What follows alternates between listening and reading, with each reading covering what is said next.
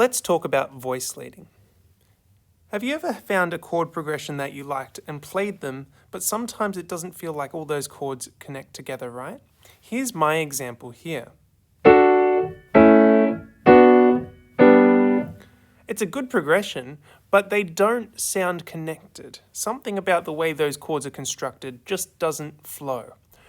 Voice leading helps us fix that and make all the different voices or notes within one chord move smoothly. So, how do we do voice leading? Well, the first step is to pick a progression of chords.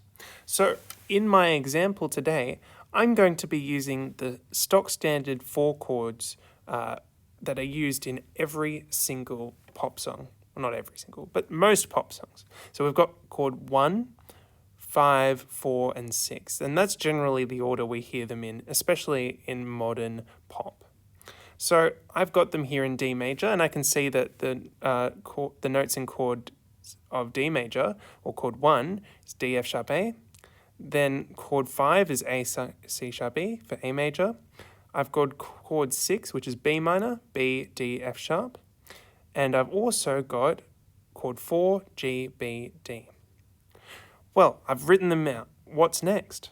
Okay, well, the next thing we need to do is pick one note of the chord, of our starting chord, and we're going to see in the next chord if we can find the closest note to it. So, I'm going to start out with the note D. So here we go, I've got from D, and I'm going to highlight that across to C sharp, because C sharp is really close. Before, I was going D to A, so I was just following that bottom line, but D to C sharp is a lot smoother and closer. Then the next step would be to continue this pattern across until I've completed the progression. So here I've got a bit of a crossroads. I could go to D. That would be the logical next step, to go from C sharp to D. What's going to happen though if I do that though, I want to try and avoid those straight lines. And so I'm going to try and go to B instead. So instead of going straight across to D, I'm going to go down to B. And then I'm going to go to B again. That way I kind of get a nice descending line. So D, C sharp, B, B. And then of course the next step is to choose the other two notes in that first chord and follow the exact same process. So let's see what happens when I follow the F sharp. I go from F sharp, E, D, D. So I've got a sort of similar curve to the top one. Now that's fine. It's okay if those two that are right next to each other are following the same curve. That's fine. So if I put those together, sounds pretty nice. Now the final step, A to A, and then F sharp to G. This is probably the most jumpy, but it's still pretty smooth. And if I put that together,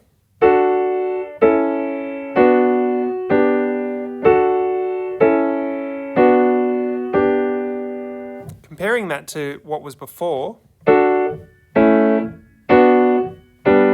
suddenly actually sounds almost like a melody with chords rather than, or three sort of separate melodies that are making harmony rather than chunky chords.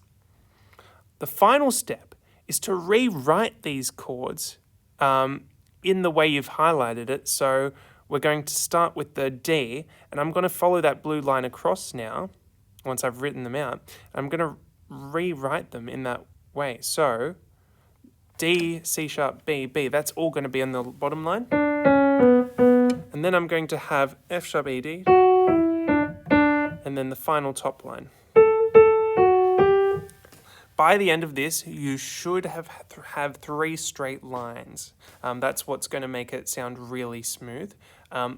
But what we've done is we've taken the path of least resistance on each of those chords and found a way to make it a lot smoother between them rather than just keeping it in what we call root position.